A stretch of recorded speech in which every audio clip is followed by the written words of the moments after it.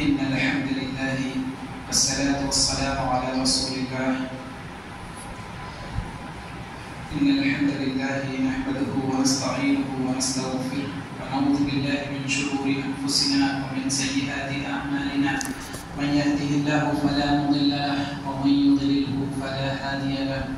وأشهد أن لا إله إلا الله وحده لا شريك له وأشهد أن محمدا عبده ورسوله. أما بعد فإن خير الحديث كتاب الله وخير الهدي هدي محمد صلى الله عليه وسلم وشر الأمور محدثاتها وكل محدثة بدعة وكل بدعة ضلالة وكل ضلالة في النار.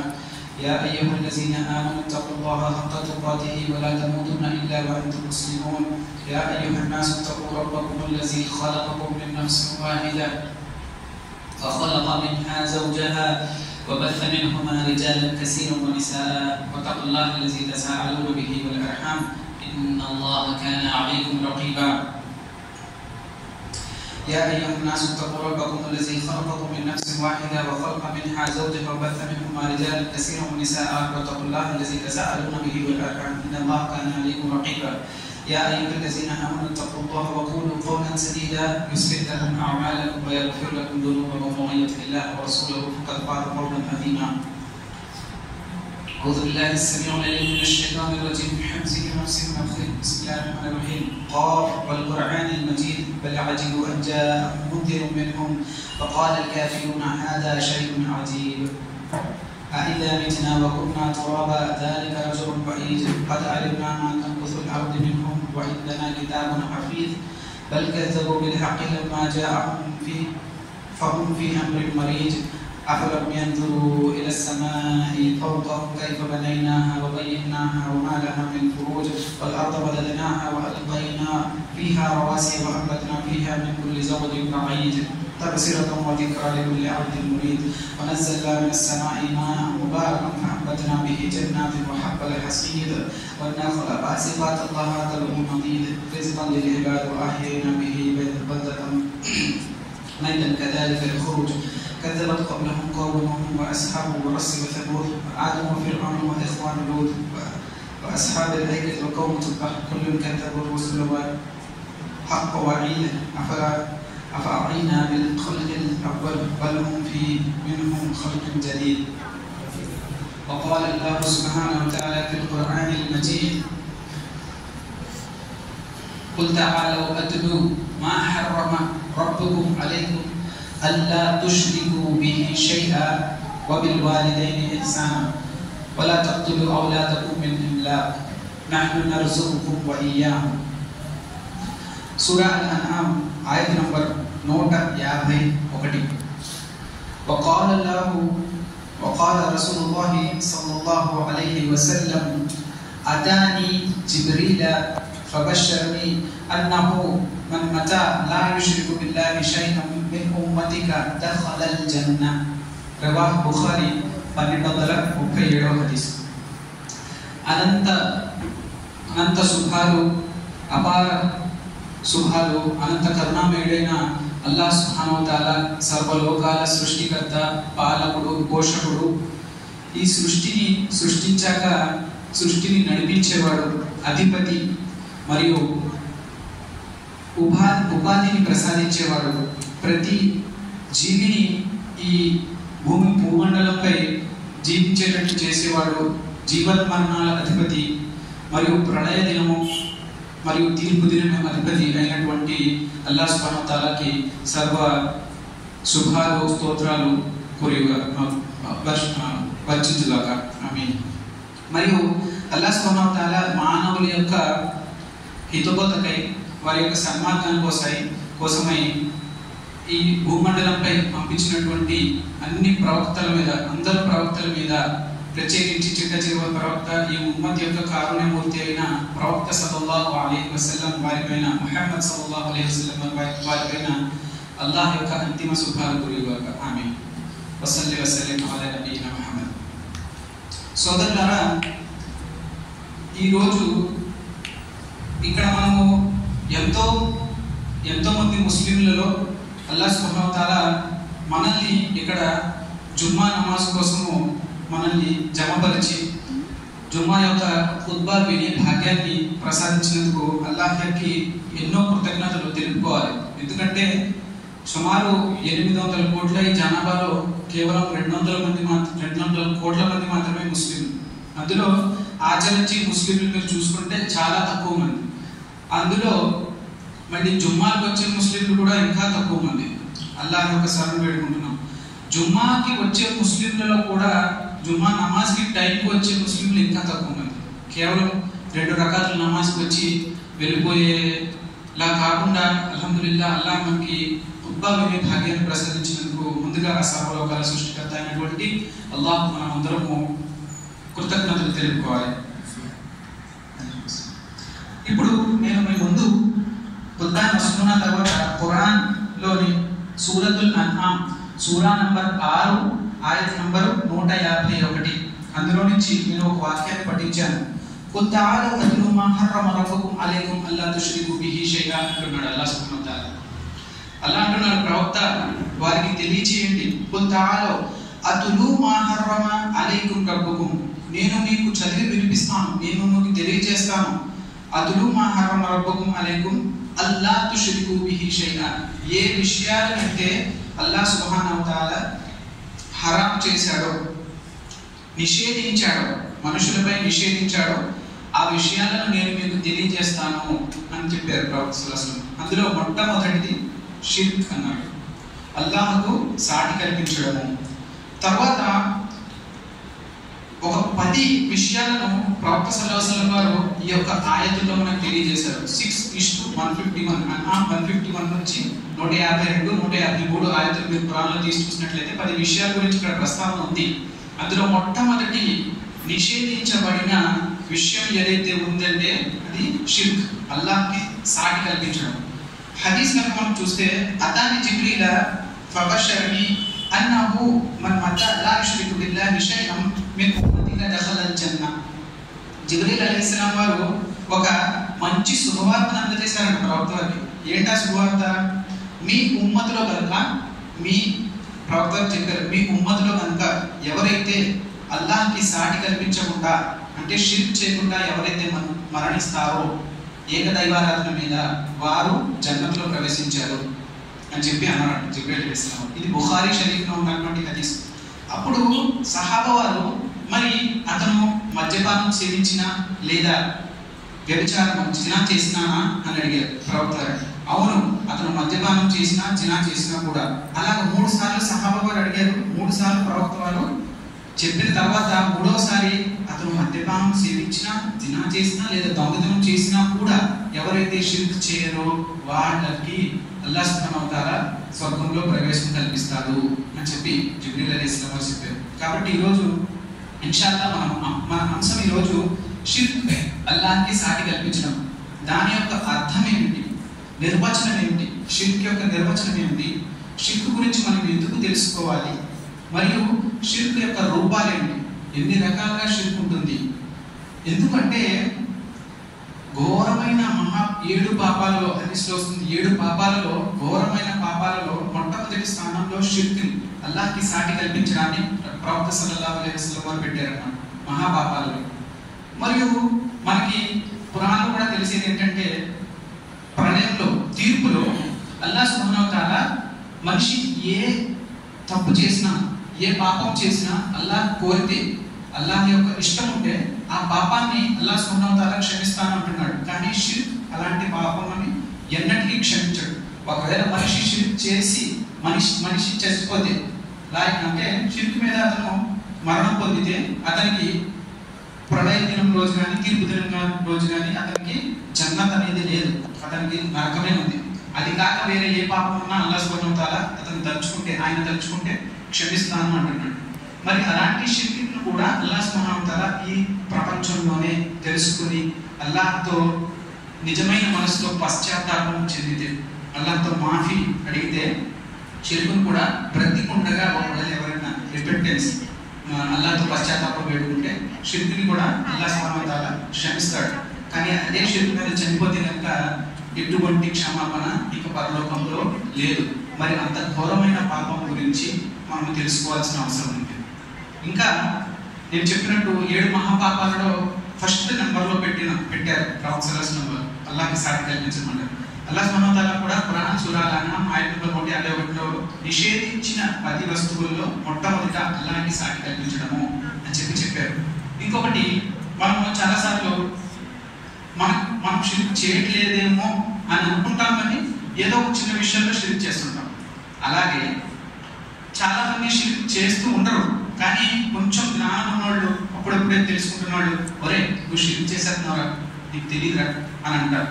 కాబట్టి ఇటువంటి విషయాల నుండి మనము రక్షించబడాలంటే అసలు షిర్క్ అంటే ఏంటి, దాని యొక్క నిర్వచనం ఏంటి తెలుసుకోవాలి, దాని యొక్క రూపాలు ఏంటి తెలుసుకోవాలి, అసలు దాని యొక్క వాస్తవం ఏంటి తెలుసుకోవాలి. మరి అల్లాహ్ సుబ్హానహు వ తఆలా దాని గురించి, అల్లాహ్కి సాటి కల్పించడం గురించి ఖురాన్లో ఏం చెప్పాడు దాని గురించి తెలుసుకోవాలి. దాని నుంచి బయటపడేది ఎట్లా, దాని నుంచి మనము కాపాడబడేది ఎట్లా, ఈ విషయాల గురించి తెలుసుకోవాలి. ముందుగా షిర్క్ యొక్క నిర్వచనము, అల్లాహ్ నామంతో ప్రారంభిద్దాము. షిర్క్ యొక్క నిర్వచనము, డెఫినిషన్, షిర్క్ అంటే ఏంటి అని చెప్పి మనం చూసినట్లయితే 6 అంశాల్లో దీన్ని మనం చెప్పచ్చు. ముందు షిర్క్ గురించి తెలుసుకోవాలి అంటే తౌహీద్ అంటే ఏంటో తెలుసుకోవాలి. అంటే ఏక దైవారాధన అంటే ఏంటి, తౌహీద్ అన్న విషయాలు ఏంటి తెలుసుకోవాలి. అందులో ఫస్ట్ మొట్టమొదటి వచ్చేది ఏంటంటే సిర్ఫ్ అల్లాహ్కి ఖాలిక్ హై కాయనాత్, అంటే కేవలం అల్లాహే ఈ సృష్టి యొక్క సృష్టికర్త. మొట్టమొదటి ఖాలిక్. ఈ పదాలు గుర్తుంచుకోండి ఇన్షాల్లా. ఎవరన్నా మిమ్మల్ని అడిగినప్పుడు మీరు వారికి సమాధానం చెప్పేటటువంటి స్థితిలో ఉండాలి. ఖాలిక్ ఫస్ట్ పదము, అల్లాహే ఏకైక సృష్టికర్త. రెండోది మాలిక్. మాలిక్ అంటే కేవలం అల్లాహే ఈ సృష్టి యొక్క అధిపతి, సృష్టించాడు, సృష్టించి వదిలేదు. రారాజు కూడా ఆయనే, అధిపతి కూడా ఆయనే.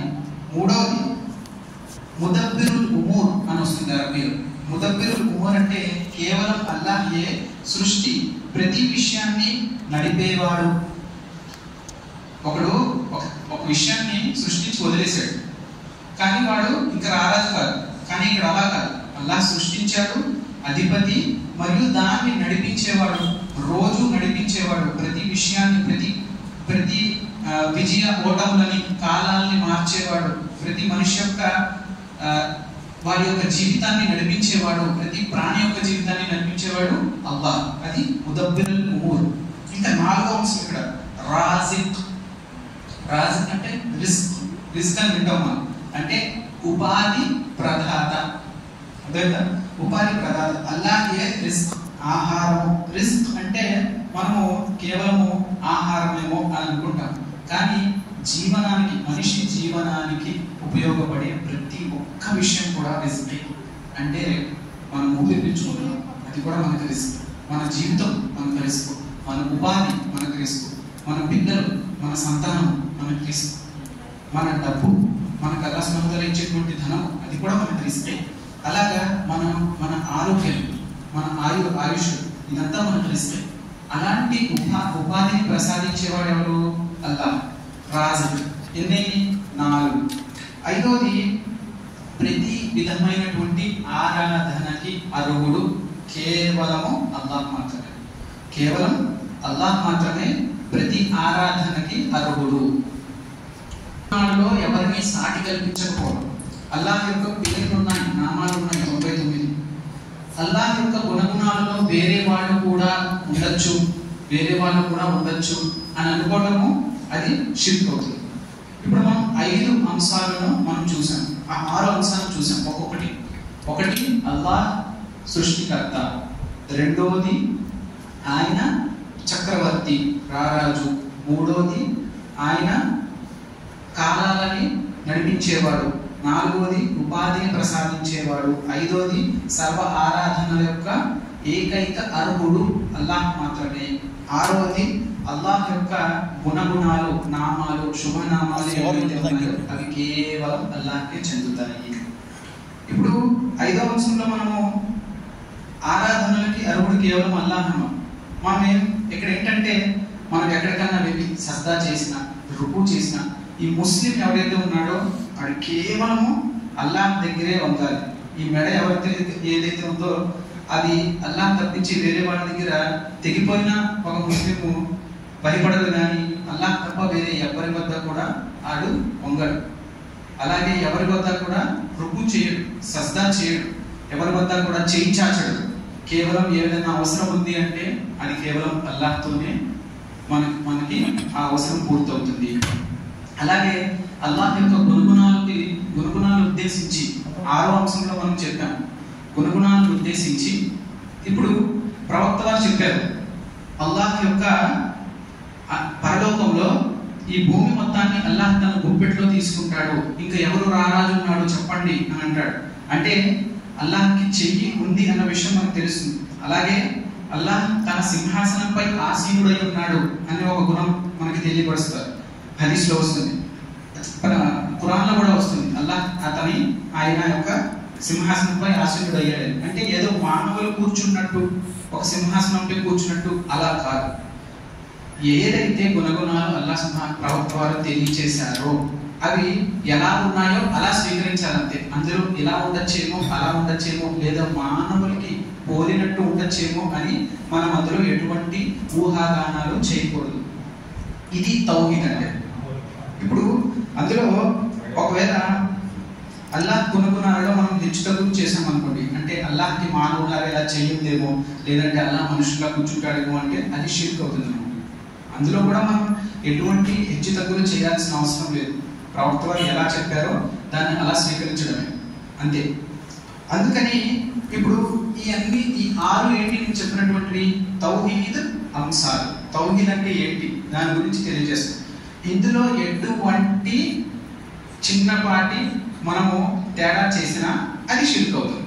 అంటే ఉదాహరణకి మనము ఈ భూమిని నడిపించేవాడు, అంటే భూమికి ఉపాధి ప్రదాత, జీవాలకు ఉపాధి ప్రదాత అల్లాహ్తో పాటుగా వేరే వాళ్ళు కూడా ఉన్నారు అంటే అది షిర్క్ అవుతుంది. ఈ సృష్టికి ఏకైక సృష్టికర్త అల్లాహ్. అల్లాహ్తో పాటుగా అల్లాహ్ ఉన్నాడు, అల్లాహ్ సృష్టించాడు, కానీ అల్లాహ్తో పాటుగా వేరే వాళ్ళు కూడా సృష్టించారు అంటే అదేమవుతుంది? షిర్క్ అవుతుంది. అలాగే ఈ భూమికి సృష్టించిన తర్వాత రారాజు, అధిపతి ఎవరు? అల్లాహ్. అల్లాహ్తో పాటుగా వేరే వాళ్ళు కూడా అధిపతి ఉన్నారు అంటే అది షిర్క్ అవుతుంది. అలాగే మనము ఆరాధనలకి కేవలము అర్హత ఉన్నవాడు మన ఆరాధనలకి కేవలం అల్లాహ్. అలా కాకుండా అల్లాహ్తో పాటుగా వేరే వారిని కూడా నేను ఆరాధిస్తాను, వేరే వారిని కూడా నేను అడుగుతాను. వేరే సృష్టిని, అల్లాహ్ ఒకటి ఉన్నాడు, అల్లాహ్ సృష్టి ఉంది. అల్లాహ్తో సాటిగా, అల్లాహ్తో పాటుగా అల్లాహ్ సృష్టిని కూడా మనము అడిగాము అంటే అది ఏమవుతుంది? షిర్క్ అవుతుంది. అల్లాహ్ యొక్క గుణగుణాలు ఉన్నాయి, ఆ గుణగుణాల్లో మనకి ఇష్టం వచ్చినట్టు దాన్ని అర్థం చేసుకున్నా, లేదంటే అది అలా ఉండొచ్చు, ఇలా ఉండొచ్చు, అల్లాహ్ యొక్క చేయి అలా ఉండొచ్చు అని అనుకున్నా, లేదంటే ఇది మాకు అర్థం అవట్లేదండి దీన్ని మొత్తానికి తిరస్కరిద్దాము అని అన్నా అది షిర్క్ అవుతుంది. కాబట్టి షిర్క్ యొక్క నిర్వచనము మనము ఇక్కడ కొంచెం తెలుసుకున్నాము. ఇక మనము షిర్క్ గురించి ఎందుకు తెలుసుకోవాలి అన్న విషయం కూడా ముందు నేను చెప్పాను మీకు. 7 మహాపాపాలలో గొప్ప పాపము మొదటి పాపము. తర్వాత అల్లాహ్ దేన్నైనా క్షమిస్తాడు కానీ షిర్కుని క్షమించడు అని చెప్పి అంటున్నాడు. అలాగే అల్లాహ్ మనకు తెలియకుండా కొన్ని విషయాలను షిర్క్ అని మనం చేసేసుకుంటాం, లేదంటే కొన్ని విషయాలని తెలిసి కూడా, అంటే మనకు తెలియకుండానే మనం కొన్ని విషయాలు షిర్క్ చేసేసుకుంటాం. వాటి నుంచి మనము బయటపడాలి అంటే షిర్క్ గురించి మనం తెలుసుకోవాలి, దాని యొక్క డెఫినేషన్ ఏంటి అన్నది తెలుసుకోవాలి. ఇంకా ఖురాన్లో చాలా చోట్ల అల్లాహ్ సుబ్హానహు వ తఆలా షిర్క్ గురించి భయంకరమైన వార్నింగ్స్ ఇచ్చాడు. చాలా చోట్ల ఖురాన్లో సగానికి సగంలో ఖురాన్లో తౌహీద్ గురించి, షిర్క్ గురించి అల్లాహ్ సుబ్హానహు వ తఆలా ఏదో తికమక భాషలో కాదు, సులువుగా అర్థమయ్యే విధంగానే ఈజీగా చెప్పాడు అనమాట. ఒక్కొక్కటి కనుక చూస్తే కనుక సూరా నిసా సూరా నంబర్ 4 ఆయత్ 116లో అలా చెప్తున్నాడు, తనకు భాగస్వామ్యం కల్పించడాన్ని అల్లాహ్ ఎట్టి పరిస్థితుల్లోనూ క్షమించడు. షిర్క్ మినహా తాను కోరిన వారి ఇతర పాపాలను క్షమిస్తాడు. అల్లాహ్కు సహవర్తులుగా ఇతరులను నిలబెట్టేవాడు మార్గభ్రష్టతలో చాలా దూరంగా వెళ్ళిపోయాడు. అలాగే సూరా అన్ఆమ్ సూరా నంబర్ 6 ఆయత్ నంబర్ 84లో అల్లాహ్ ఏమంటున్నాడు, ఇంకా మేము అతనికి ఇస్హాక్ యాకూబ్ ప్రసాదించాము, వారిలో ప్రతి ఒక్కరికి మేము సన్మార్గం చూపించాము. అంతకు మునుపు అంటే ఇబ్రాహీం అలైహిస్సలాం వారి గురించి ఇక్కడ చెప్పబడుతుంది. ఇబ్రాహీం అలైహిస్సలాం వారికే కదా ఇస్హాక్ యాకూబ్ని ప్రసాదించాడు అల్లాహ్ సుబ్హానహు వ తఆలా. అంతకు మునుపు మేము నూహ్ను సన్మార్గం చూపించున్నాము. ఇంకా అతని సంతతిలో వారిని దాదాపు దావూదు, సులైమాను, అయ్యూబ్, యూసుఫ్, మూసా, హారూన్లకు మేము సన్మార్గం చూపించాము. సత్కార్యాలు చేసే వారికి మేము ఇలాగే ప్రతిఫలం ఇస్తూ ఉంటాము. ఇంకా జకరియా, యహ్యా, ఈసా, ఇలియాస్లకు కూడా మేము సన్మార్గం చూపించాము. వారంతా సద్వర్ధనుల కోవలకు చెందిన వారే. తర్వాత అల్లాహ్ ఏమంటున్నాడు, ఇంకా ఇస్మాయిలు, యసా, యూనుస్, లూతులకు కూడా మేము మార్గదర్శకత్వం వహించాము. వారిలో ప్రతి ఒక్కరూ మేము లోకవాసులందరిపై శ్రేష్టతను అనుగ్రహించాము. ఇది సూరా అల్-అన్ఆమ్ సూరా నంబర్ 6 ఆయత నంబర్ 86లో అలా చెప్తూ, తర్వాత అంతేకాదు వారి పితామహుడు, తాత ముత్తాతలు, వారి సంతానంలో, వారి సహోదరులు కూడా కొందరికి మేము కటాక్షించాము, మరి మా సేవ కోసం ఎన్నుకున్నాము, వారి రుజుమార్గం వైపు నడిపించాము. ఇది అల్లాహ్ మార్గదర్శకత్వము. ఆయన తన దాసుల్లో తాను కోరిన వారిని ఈ మార్గంపై నడిపింపజేస్తాడు అని చెప్పి ఏమన్నాడు, వరుసగా ఖురాన్లో 18 మంది ప్రవక్తల ప్రస్తావన ఖురాన్లో ఎక్కడన్నా వచ్చింది అంటే ఈ సూరా అల్-అన్ఆమ్ సూరా నంబర్ 6 ఆయత నంబర్ 82 నుంచి మొదలుకుంటూ వచ్చింది. 18 ప్రవక్తలు. చివరిగా అల్లాహ్ ఏమన్నాడు తెలుసా, ఒకవేళ వీళ్ళు సైతం దైవత్వంలో భాగస్వామినికి షిర్కుకు ఒడిగట్టి ఉంటే వారు చేసుకున్న కర్మలన్నీ కూడా వృధా అయిపోతాయి. అంటే ఏంటి, 18 మంది ప్రవక్తల ప్రస్తావన ఒక్కసారి తీసుకొచ్చాడు అన్న. రాష్ట్రంలో ఏమన్నాడంటే వీళ్ళందరికీ నేను మార్గదర్శకత్వాన్ని ప్రసాదించాను. వారిలో ఏ ఒక్కరన్నా అల్లాహ్కి సాటి కల్పించి ఉంటే, షిర్క్ చేసుకుంటే వారి అందరి కర్మలను నేను మట్టిలో కలిపేసి ఉంటే, బూడిదలో పోసిన పన్నీరు అయిపోయేవి వారి కర్మలు అని చెప్పి అల్లాహ్ గట్టి వారిని ఇచ్చారు అనమాట. అలాగే సూరా అల్-అరాఫ్ ఆయత నంబర్ 191 ప్రతిరోజు ఇషాన్ తఫ్సీర్లో మనం నిన్న రాత్రే చూసాం అల్హమ్దుల్లా. దీన్ని సూరా అల్-అరాఫ్ 191లో ఏంటి, ఏ వస్తువు సృష్టించలేని వారిని వారే స్వయంగా ఒకరి చేత సృష్టించబడిన వారిని మీరు అల్లాహ్కు భాగస్వాములుగా నిలబెడుతున్నారా? వారు వీళ్ళకు ఏ సహాయము చేయలేరు, కనీసం తమకు తాము కూడా సహాయం చేసుకోలేరు. ఒకవేళ మీరు వారిని సన్మార్గం వైపునకు పిలిస్తే వారు మీ మాట వినలేరు. మీరు వారిని పిలిచినా మౌనంగా వహించాల్సిందే. అంటే ఏంటి, ఎవరి గురించి? మనము చనిపోయిన వారినో, విగ్రహాలను, ఈ సృష్టినో, చెట్టునో, పుట్టనో, గుట్టనో, పామునో, దేన్నో ఒకదాన్ని అల్లాహ్ కాకుండా సృష్టిలో ఏదన్నా తీసుకోండి, ఈ ఆయతుల్లో సూట్ అయిపోతాయి, ఈ ఆయతుల్లో సెట్ అయిపోతాయి. ఇందులో ఏమంటున్నాడు, మీరు అల్లాహ్ను వదిలి ఎవరెవరిని మొరపెట్టుకుంటారో వారంతా మీలాంటి దాసులే. మీరు మొరపెట్టుకుంటూనే ఉండండి. ఆ బహుదైవాల ఉపాసనలో మీరు కనుక సత్యవంతులే అయితే వారు మీ మొరలను ఆలకించి వాటికి సమాధానం చెప్పాలి. కాగా మీరు అల్లాహ్ను వదిలి ఎవరిని పిలుస్తున్నారో వారు మీకు సహాయపడలేరు, తమ స్వయానికి కూడా వారు సహాయం చేసుకోలేరు అని చెప్పి ఎంత క్లియర్గా ఖురాన్లో అల్లాహ్ సుబ్హానహు వ తఆలా షిర్క్ గురించి ఒక 10 పేజీలు చదివారంటే ఖురాన్లో ఒక్క ఆయతన మీకు షిర్క్ గురించి తగ్గుతుంది.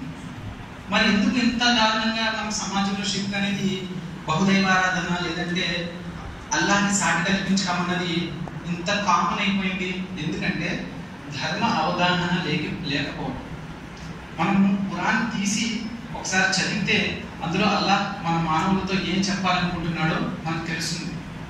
అది తెలియకుండా మనము ఖురాన్ ఎప్పుడైతే మనం తీయమో లేదంటే అల్లాహ్ మనతో ఏం చెప్పదలుచుకుంటున్నాడో మనం తెలుసుకోమో, అది ఎలాగైపోతుందంటే అజ్ఞానము, భయము అన్నది కొంతమందికి ధైర్యం. అంటే ఎదుటివాడి అజ్ఞానం కానీ భయం కానీ వీడికి ధైర్యం ఇస్తాడు. వాడికి డబ్బులు సంపాదించుకోవడానికి ఆసరా. ఎప్పుడన్నా ఒక చీకటిగా ఉందనుకోండి ఒక గది, మనం అందులో వెళ్ళలేము, అంటే వెళ్ళడానికి భయపడతాం. అదే అందులో లైట్ ఉంటే సులువుగా వెళ్తాం. అలాగే ఎక్కడైతే వెలుగు ఉంటుందో అక్కడ చీకటి అన్నది మటుమాయమైపోతుంది. వెలుగు ఏంటి జీవితాల్లో? ఖురాన్.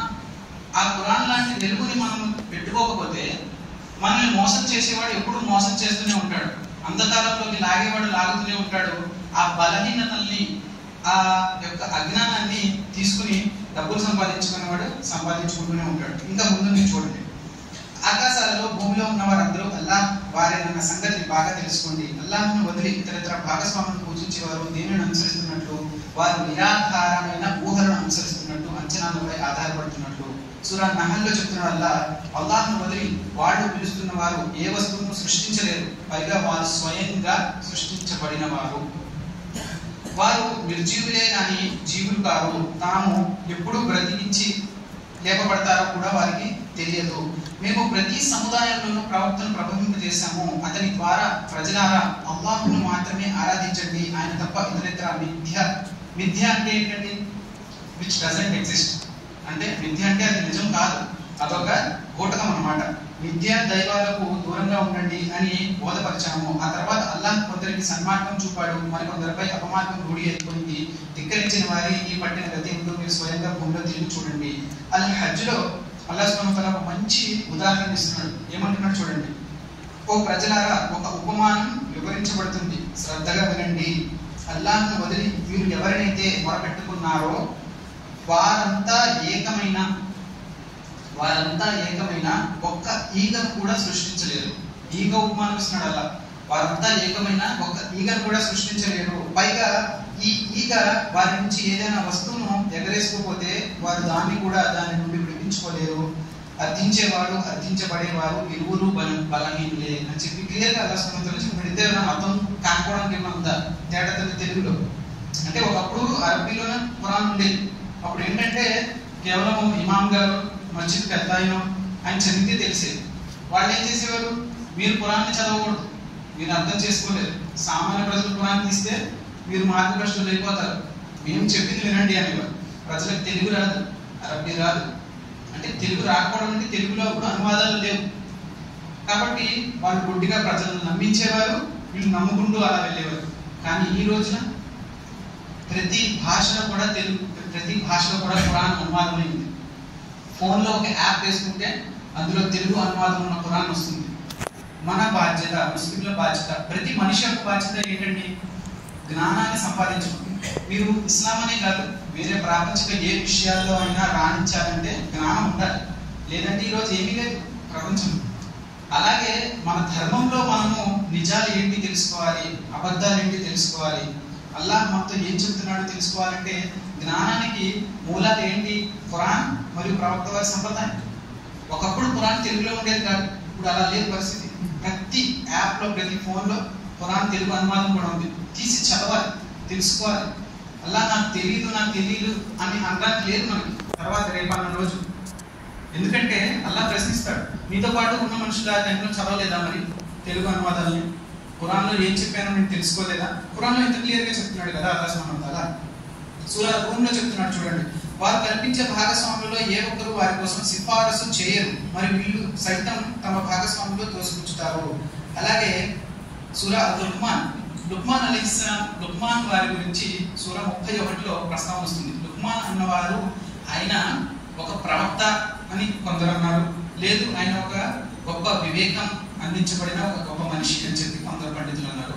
ఏదైతేనే లుక్మాన్ వారికి చాలా కాలం నుంచి పిల్లలు ఉండరు అన్నమాట. అంటే పుట్టిన పిల్లలు చనిపోతూ ఉంటారు. ఒకసారి ఆయనకు ఒక మంచి అంటే ఒక పిల్లవాడు ఆయన పుట్టి పెరిగి పెద్దవాడు అవుతాడు. లుక్మాన్ అలైహిస్సలాం వారికి అల్లాహ్ సుబ్హానహు వ తఆలా వివేకాన్ని ప్రసాదించారు అని చెప్పి సూరా 31 ఆయత నంబర్ 12లో అల్లాహ్ సుబ్హానహు వ తఆలా చెప్పాడు, లుక్మాన్ వారికి మేము వివేకాన్ని ప్రసాదించాము. ఆయన ఒక ఉదాహరణకి లుక్మాన్ అలైహిస్సలాం వారు ఆయన యజమాని ఒకసారి ఒక మేకను కోసి, మీరు ఇందులో నుంచి 2 మంచి పార్ట్స్ తీసుకురండి అని అంటారు అన్నమాట.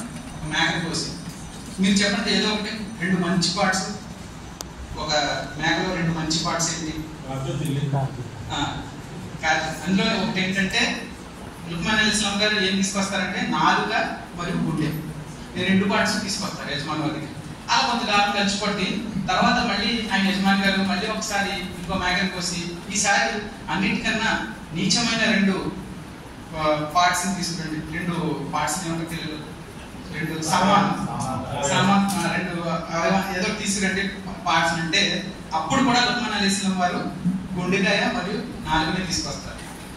ఏం చెప్తారంటే ఈ గుండెకాయ నాలుక ఎలాంటివంటే వాటిని సద్వినియోగం చేసుకున్నప్పుడు అంతకంటే మంచి అవయవాలు ఉండవు. అదే ఈ గుండెకాయ నాలుకని దుర్వినియోగం చేసుకుంటే అంతకంటే చెడు అవయవాలు ఏమీ ఉండవు అని చెప్పి లుక్మాన్ అలైహిస్సలాం చెప్తారు. అంటే లుక్మాన్ వారికి ఒక వివేకాన్ని అల్లాహ్ సుబ్హానహు వ తఆలా ప్రసాదించాడు. ఇది ఒక చిన్న ఎగ్జాంపుల్ మాత్రమే, ఇంకా చాలా వస్తాయి సూరాలు. మనము సూరా 31 తీసి చూసినట్లయితే అక్కడ లుక్మాన్ వారు ఆయన యొక్క కుమారుడికి మొట్టమొదట ఆదేశించిన ఒక ఆదేశం ఏంటంటే, లుక్మాన్ తన కుమారుడికి హితోపదేశం చేస్తూ అన్నాడు, ఓ నా బుద్ధుల పుత్రుడా, అల్లాహ్కు భాగస్వాములను కల్పించుకో. నిస్సందేహంగా అల్లాహ్కు భాగస్వాములను కల్పించడం షిర్క్, ఘోరమైన అన్యాయం అని చెప్పి మొట్టమొదట ఆయన కుమారుడు. ఈ రోజు మన కుమారుడికి ఏం చెప్తాం? ఒరే ఇంటర్ కాలేజీలో బాగుంటుంది, అక్కడ చదువు, తర్వాత ఇంజనీరింగ్ చదువు, అన్ని డబ్బులు సంపాదించు, అంతగా సంపాదించు, మంచి సంబంధం చేసుకో, మంచి పిల్లలను కాదు. ఎంతసేపు ఈ దునియా దునియా దునియా ఈ ప్రాపంచిక వ్యామోహం. నేను చనిపోయాక నా మీద ఒక మసీదు కట్టు అంటే అది ప్రాపంచిక కాకుండా దీని పరంగా కూడా చెప్తే అది వేరే విషయం. కానీ ఇక్కడ ఏంటంటే లుక్మాన్ అలైహిస్సలాం వారు అన్ని సంవత్సరాల తర్వాత పుట్టిన గారాల పుత్రుడు కూడా మొట్టమొదటి చేసిన ఉపదేశం ఏంటి? నువ్వు షిర్క్కి పాల్పడకు అని చెప్పి ఒక ఉపదేశం చేశారనమాట. తర్వాత అలాగా చాలా సూరాలు ఉన్నాయి. అందులో నేను ఇంకా రెండు చెప్పేసి అసలు మీకు తర్వాత ఇబ్రాహీం అలైహిస్సలాం వారు ఎప్పుడైతే వాళ్ళ జాతి వారు ఇక్కడికి వెళ్తారో అంటే ఆరాధనకి వెళ్ళిపోతారు చెట్లలోకి, అప్పుడు ఇబ్రాహీం అలైహిస్సలాం వారు వారి యొక్క బుద్ధులను అంటే వారి యొక్క చేసిన విగ్రహాలను పడగొట్టేస్తారు. పడగొట్టి ఇబ్రాహీం అలైహిస్సలాం వారు చెప్తారనమాట. అప్పుడు అతను వారి దేవుని వద్దకు వెళ్ళి మీరు తినరేమిటి అని అన్నాడు. అసలు మీకేమైపోయింది, మీరు కనీసం మాట్లాడలేదు అంటే ఆ విగ్రహాల దగ్గరికి వెళ్ళి ఇబ్రాహీం అలైహిస్సలాం వారు ప్రశ్నించారనమాట. ఇబ్రాహీం అలైహిస్సలాం వారికి కూడా ఏకదైవారాధన అల్లాహ్ ప్రసాదించారు.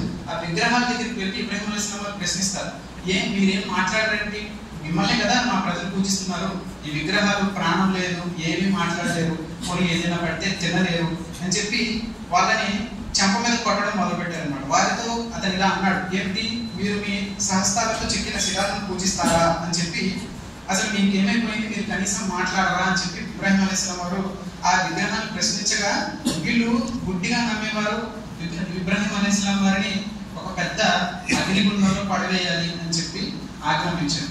అంటే ఆ రోజు మూర్ఖ ప్రజలు ఎలాగైతే ఉన్నారో మన సమాజంలో ఇప్పటికి కూడా మూర్ఖత్వం అలాగే ఉంది. అలాగే సూరా అహ్కాఫ్ లో ఓ ప్రవక్త వారికి చెప్పు, చూడండి మీరు అల్లాహ్ను వదిలి ఎవరిని పూజిస్తున్నారో వారి భూమండలంలో ఏ భాగాన్ని సృష్టించారో కాస్త నాకు చూపుతారా? కొన్ని ఆకాశాలలో అయినా వారికి ఏదైనా వాటా ఉన్నదా?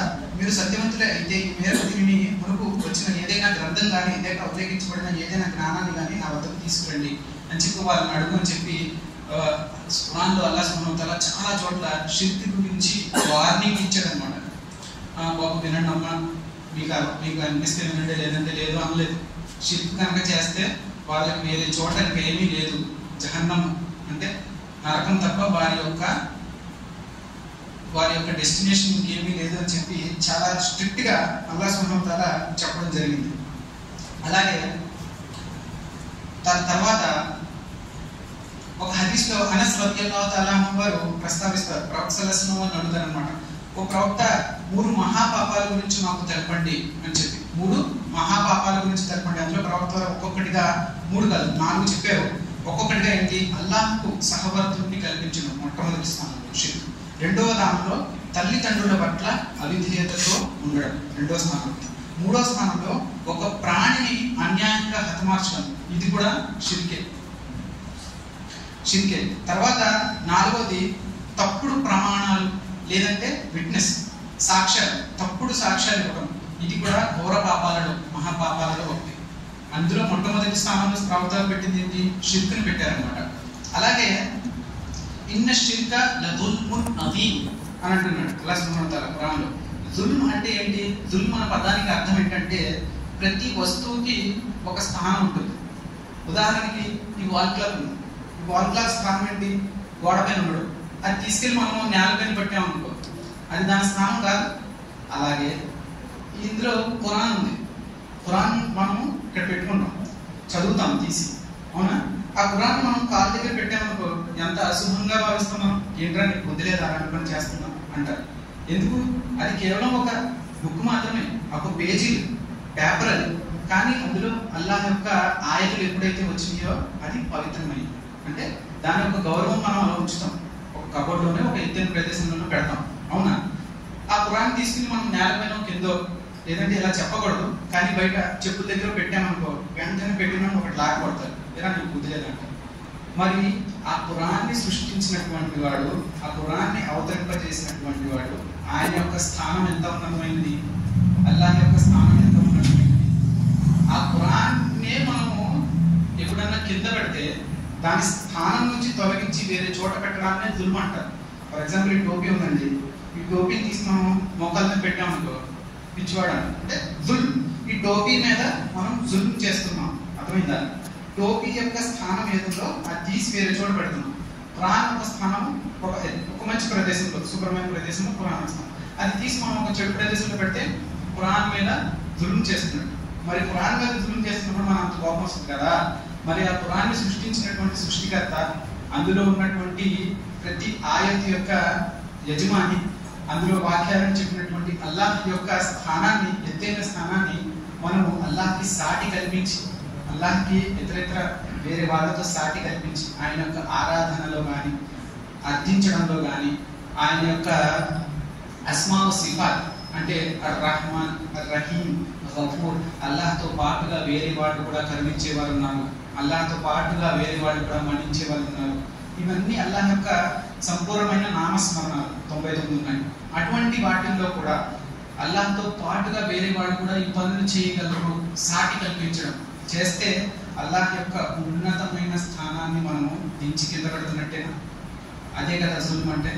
అందుకని షిర్క్ అన్నది ఘోర జుల్మ్లో, అంటే జుల్మ్ల అన్నింటిలో కన్నా ఘోరమైన జుల్ము అల్లాహ్కి సాటి కల్పించడము అని చెప్పి అల్లాహ్ సుబ్హానహు వ తఆలా ఖురాన్లో చాలా చోట్ల క్లియర్గా మనకి చెప్పాడు అనమాట. తర్వాత ఇప్పుడు మనము ఎందుకు షిర్క్లో పడిపోతాము అన్న విషయానికి వస్తే, ధర్మ అవగాహన లేకపోవడం, ఇస్లామీయ ధార్మిక అవగాహన లేకపోవడం. దీని గురించి నేను మీకు ఆల్రెడీ చెప్పాను. ధార్మిక అవగాహన పొందాలి అంటే ఈ రోజుల్లో అసాధ్యమైన విషయం కాదు. ప్రతివాడు ఒక ముస్లింపై ఉన్న ఒక బాధ్యత ఏమిటంటే కుదిరితే అరబీ నేర్చుకోవాలి, అరబీ చదవడం నేర్చుకోవాలి. ఇంకా దాని నెక్స్ట్ స్టేజ్ ఏంటంటే అరబీ చదువుతున్నప్పుడు దాన్ని అర్థం చేసుకునే పాలిటిక్స్ గురించి 100 విషయాలు చెప్తాడు, అవునా? రేపేమవుతుంది, ఎవడ గెలుస్తాడు, ఎవడికి ఎన్ని ఓట్లు పడి, ఆ కాన్స్టిట్యూషన్ వెళ్తాను, ఆ కాన్స్టిట్యూన్సీలో వెళ్తాను రాదంటాడు. ఐపీఎల్ మ్యాచ్ గురించి 100 విషయాలు చెప్తాడు. వాడు ఎంతలా బ్యాటింగ్ చేశాడు, వాడు రన్ రేట్ ఎంత, ఆడు గెలుస్తుంది, ఏం గెలుస్తుంది, ఆర్సీబీ గెలుస్తుంది, అన్ని విషయాల్లో అన్ని జ్ఞానాలు ఉన్నాయి. ఖురాన్ తెరిచి సూరా అల్ ఫాతిహ యొక్క అర్థం చెప్పండి అంటే అది మా ఇమాంగా చదువుతారండి అంటారు, అవునా? అంటే అన్ని విషయాల్లో జ్ఞానం ఆశించే ఒక తపన అయితే ఉంది. మరి అల్లాహ్ నీతో ఏమంటున్నాడు? నువ్వు ముస్లిం అన్నా చెప్పుకుంటున్నావు కదా నీకు నువ్వు, మరి ముస్లిం అంటే అరే నువ్వేం ఆశిస్తున్నావు అని చెప్పి ఎవరన్నా అడిగితే చెప్పడానికన్నా ఉండాలి కదా మన దగ్గర ఏమన్నా స్టఫ్. మరి అలా దానికోసం అన్నా మనం తెలుసుకోవాలి, ధర్మావగాహన పొందాలి. ఈరోజు ధర్మాన్ని మనం తెలుసుకోక ముస్లింల మీద వస్తున్నాయి చాలా ఆపదలు, అంతే కదా. అల్లాహ్తో పాటుగా సాటి కల్పిస్తున్నాము, ప్రతి విషయంలో అల్లాహ్ని కాకుండా వేరే వాళ్ళని కూడా అర్థిస్తున్నాము. ఏదో నామమాత్రానికి నమాజులు చదువుతున్నాము, జుమ్మాకి వస్తున్నాము, నమాజ్ టైంకి వస్తున్నాము, చదువుతున్నాం, వెళ్ళిపోతున్నాం. ఖురాన్తో మనకి ఎటువంటి సంబంధం లేదు, ఖురాన్ తెలుగులో ఉన్నా కూడా చదివే భాగ్యం లేదు. మరి అలాంటప్పుడు మనకి కావాల్సింది మనకి దొరకట్లేదు వల్ల మా జీవితాల్లో సుఖం లేదు అంటే అది న్యాయమా అన్యాయం? అల్లాహ్కి సాటి కల్పించడం ఎంత అన్యాయమో, అల్లాహ్ యొక్క దీన్ తెలుసుకోకపోవడం కూడా మరి మన మీద మనం అన్యాయం చేసుకుంటున్నట్లే. తర్వాత మనోవాంఛలను ఎవరి మనోవాంఛలను వాళ్ళు పాటించడం అన్నది ఒక పెద్ద దానికి ఒక కారణం అన్నమాట. అలాగే 3వ అంశంలో అల్లాహ్ సుబ్హానహు వ తఆలా తెలియజేస్తున్నాడు, గుడ్డిగా వాళ్ళ యొక్క తాత ముత్తాతల సంప్రదాయాన్ని ఫాలో అవటం అన్నది ఒక 3వ మిస్టేక్ అన్నమాట, పెద్ద మిస్టేక్. అంటే గుడ్డిగా వాళ్ళు ఏం చేశామో మేము అదే చేస్తున్నామండి, మాకు తెలియదు, మేము మా తాతగారు అలా చేశారు, మా మామగారు అలా చేశారు, మేము అదే చేస్తున్నాం. వాళ్ళు తెలియక చేశారు. వాళ్ళ కాలంలో వాళ్ళకి ఖురాన్ లేదు, వాళ్ళ దగ్గర తెలుగు అనువాదం లేదు, ప్రతిభ లేదు, వాళ్ళకి ఏది నిజం ఏది కాదని తెలియదు. సూరా ఒక చోట సూరాలో అల్లాహ్ సుబ్హానహు వ తఆలా తెలియజేస్తాడు ఏమనంటే, నరకంలో ఒక సముదాయం పడవేసినప్పుడు తర్వాత వచ్చే సముదాయం నరకంలో అంటారంట ఏమని, ఓ అల్లాహ్ వీళ్ళ వల్లే మేము మార్గభ్రష్టతకు లోనయ్యాము, వీళ్ళ వల్లే మేము సన్మార్గం నుంచి వెళ్ళిపోయాము, పక్కకి పోయాము, కాబట్టి వీళ్ళకి డబుల్ శిక్ష ఇవ్వు అల్లా అంటారంట. ఎవరు సెకండ్ వచ్చేవారు, ఫస్ట్ ఒక 50 మందిని వేసాడు అనుకోండి, నెక్స్ట్ ఒక 50 మందిని అల్లా వేస్తున్నప్పుడు వీళ్ళకి డబుల్ శిక్ష ఇవ్వు వల్ల వీళ్ళ వల్లే మేము మార్గభ్రష్టత్వంలోకి వెళ్ళిపోయాము అంటారంట.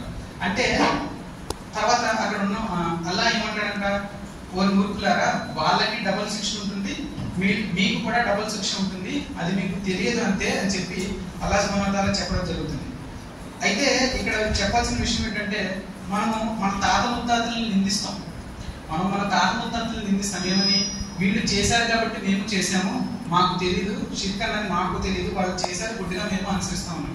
ఒక పాయింట్ మర్చిపోతాం, ఇక్కడ మనం చేస్తున్నాం ఈరోజు, తర్వాత మన మనవాళ్ళు వాళ్ళు మా తాత చేశాడు కదా మన మనవాళ్ళు చేస్తే మరి వచ్చి వాళ్ళని కూడా జహన్నంలో పడవేసినప్పుడు అదే అంటారు కదా వాళ్ళు. అర్థమైందని చెప్పిన లాజిక్.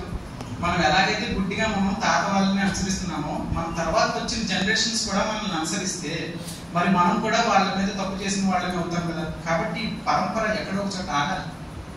ఎలా ఆగుతుంది? అది మనం ఎప్పుడైతే ధర్మ అవగాహన పొందుతామో, సత్య ధర్మాన్ని తెలుసుకుంటామో, అప్పుడే ఆ పరంపర అనేది ఆగుతుంది. అలాగే గుడ్డిగా పెద్దవారిని అనుసరించడం అన్నది చేయకూడదని చెప్పి అల్లాహ్ సుబ్హానహు వ తఆలా చెప్తున్నాడు.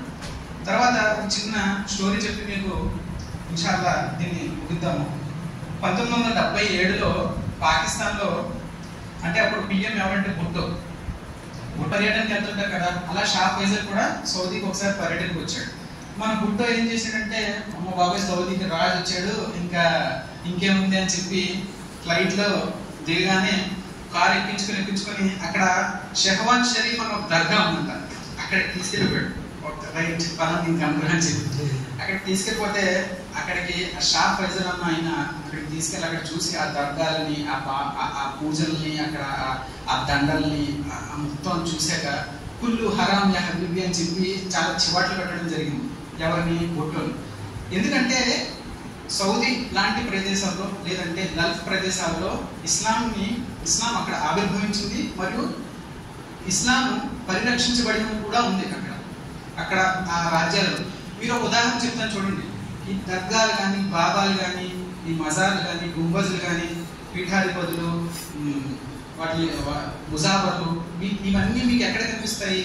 ఇండియా, పాకిస్తాన్, బంగ్లాదేశ్, ఇలాగా మయన్మార్, ఈ చుట్టుపక్కల ఆఫ్ఘనిస్తాన్, ఇండియన్ సబ్ కాంటినెంట్ అంటారు, వీటిలోనే ఉంటాయి ఈ దర్గాలు. అలా మీరు Gulf, Saudi, Dubai, Kuwait, Qatar ఇలాంటి దేశాల్లో ఉంటాయా? ఉండవు. మరి వాళ్ళకి తెలీదా ధర్మం? మనకే తెలుసా వాళ్ళకంటే ఎక్కువ.